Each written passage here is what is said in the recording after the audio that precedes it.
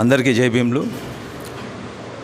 ప్రపంచ మేధావి, భారతదేశం ప్రబుద్ధ భారత్గా వెలిగిపోవాలని కోరుకున్న డాక్టర్ బిఆర్ అంబేద్కర్ తన జీవితకాలం ఆ వైపుగా ప్రయత్నాలు చేస్తూ, అంటే ప్రబుద్ధ భారత్గా వెలిగిపోవాలంటే జ్ఞానంతో కూడుకున్న భారతదేశం కావాలి, అంటే ఈ దేశంలో ఉన్న అందరికీ జ్ఞానం అందాలి, ఆ జ్ఞానంతో నా దేశం వెలిగిపోవాలి, వెలిగిపోవడం అంటే ఏంటి, అభివృద్ధి చెందాలి అని కోరుకుంటూ జీవితాంతం తన ప్రయత్నం ఆ వైపుగా ప్రయత్నించి డిసెంబర్ 6, 1956లో మహాపరినిర్వాణం చెందిన రోజు. అందుకే ఈరోజు ఆయన్ని స్మరించుకుంటూ మనం కార్యక్రమాన్ని మొదలు పెడదాం. ముందుగా మన విద్యార్థినులు పాటతో కార్యక్రమం మొదలు పెడతారు. రండమ్మ.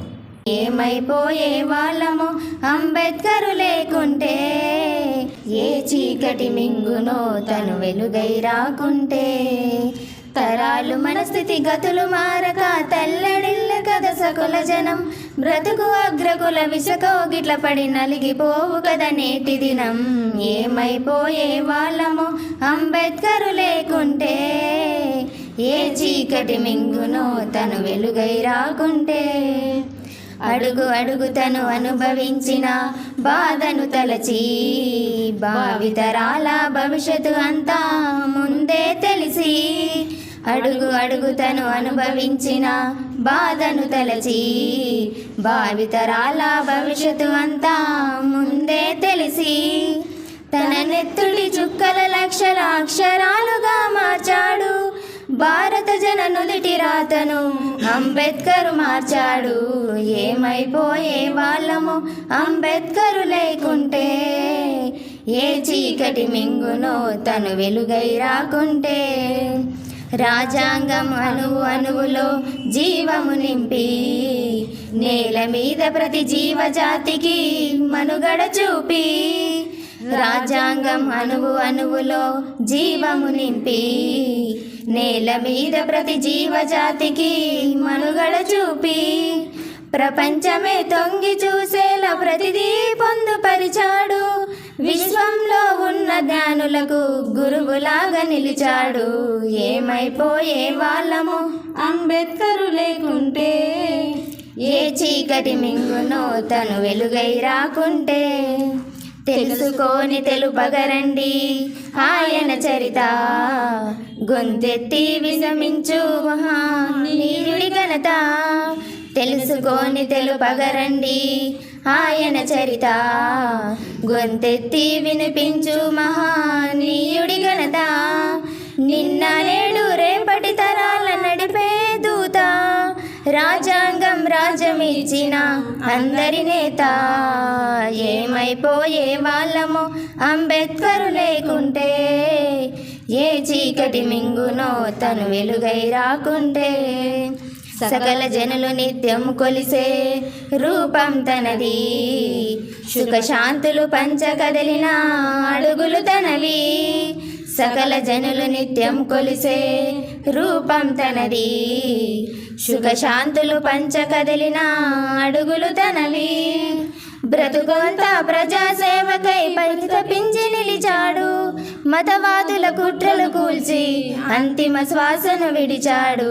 ఏమైపోయే వాళ్ళము అంబేద్కరు లేకుంటే, ఏ చీకటి మింగునో తను వెలుగై రాకుంటే. అంబేద్కర్ వర్ధంతి గురించి మనం ఈరోజు డిసెంబర్ 6, 1957 చనిపోయినాడు. వర్ధంతి 56 చనిపోయాడు. అంబేద్కర్ కొందరివాడు కాదు, అందరివాడు. వివక్షను సమాజం నుంచి తరిమి కొట్టేందుకు, అన్ని వర్గాల వారికి సమన్వయం చేసేందుకు రాజ్యాంగాన్ని రూపొందించాడు. అంటే రాజ్యాంగం అనేది కులానికి మతానికి సంబంధం లేకుండా మన భారతదేశంలో ప్రతి ఒక్కరు కూడా న్యాయంగా ప్రజలకు ప్రతి ఒక్క హక్కులు చెందాలని కోరుకున్నాడు ఆయన. అందువలనే రాజ్యాంగాన్ని నిర్మించాడు. అతను భారతదేశపు మొట్టమొదటి కేంద్ర న్యాయమంత్రిగా పనిచేశాడు. అతన్ని భారత రాజ్యాంగ శిల్పి అని అంటారు.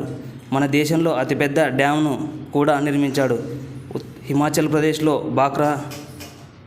బాకారా అనే విలేజ్లో బాక్రానంగల్ డ్యామ్ను 1963లో ఓపెన్ చేశారు. అంబేద్కర్ పెక్కు గ్రంథాలు వ్రాశాడు. The problem of the rupee, provincial decentralisation of imperial finance in British India, the Buddha and Karl Marx, the Buddha and his Dharma ప్రధానమైనవి. ఆర్బీఐ రూపకర్త అంటే మన దేశానికి ఒక బ్యాంక్ అనేది నిర్మించాలి గవర్నమెంట్ తరఫున, ఆర్బీఐని ఆమోదించాడు. మన దేశంలో మహిళల కోసం సంపూర్ణ హక్కులు అందించాలని, మత విభేదాలు ఏవి లేకుండా ప్రతి ఒక్క మహిళకు చిన్నచూపు చూడకుండా ప్రతి ఒక్క హక్కు చెందాలని అనుకున్నాడు. మహిళలకు జాబ్ చేస్తున్నప్పుడు వాళ్ళ ప్రెగ్నెన్సీ విషయంలో కానీ ఏమైనా హెల్త్ ప్రాబ్లమ్స్ వచ్చినప్పుడు కానీ వాళ్ళకంటూ ఒక లీవ్లు ఉంటాయి. ఆ లీవ్లు ఒక 6 నెలల లీవ్ ఉంటుంది. ఆ లీవ్లు కూడా వాళ్ళకి సరైన జీతం ఇవ్వాలని కోరుకున్నాడు అంబేద్కర్ గారు. అలాగే వారికి జీతం శాలరీ 6 నెలలుగా ఇవ్వాలని కోరుకున్నాడు. మన దేశంలో ప్రతి ఒక్క మనిషికి ఎన్ని గంటలు పని చేయాలి, ఎన్ని గంటలు పని చేయకూడదు, మనిషికి ఏ విధంగా ఉండాలని నిబంధనలు, రోజుకి 8 గంటలు పని చేయాలని తెచ్చిన వ్యక్తి కూడా అంబేద్కర్ గారే.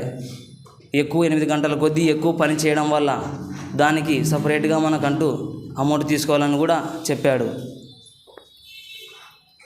మన దేశంలో ప్రతి ఒక్క పౌరునికి, ప్రతి ఒక్కరికి పేద నిరుపేద ఉన్నవాళ్ళు లేనివాళ్ళు అనేది లేకుండా గవర్నమెంట్ తరఫున ఉచిత విద్య, ఉచిత వైద్యం అందించాలని 15 సంవత్సరాలు వచ్చేంత వరకు ఫ్రీగా విద్యను అందించాలని అనుకున్నాడు. భారతదేశంలో ప్రతి ఒక్కరికి కూడా అన్ని హక్కులు సమానంగా అందించాలని అనుకున్నాడు. మహిళలకు సమాన హక్కులు ఉండాలని కూడా కోరుకున్నాడు. బీసీలకు 340 ఆర్టికల్ కావాలని ఆయన పార్లమెంట్లో సమావేశంలో అడుగుతుండగా మిగతా వాళ్ళు ఆయనని తిరస్కరించారు. ఆయన మాటలకి అసలు లెక్క చేయకుండా ఆయన తిరస్కరించారు. అందువలన ఆయన కేంద్ర న్యాయమంత్రి పదవికి రాజీనామా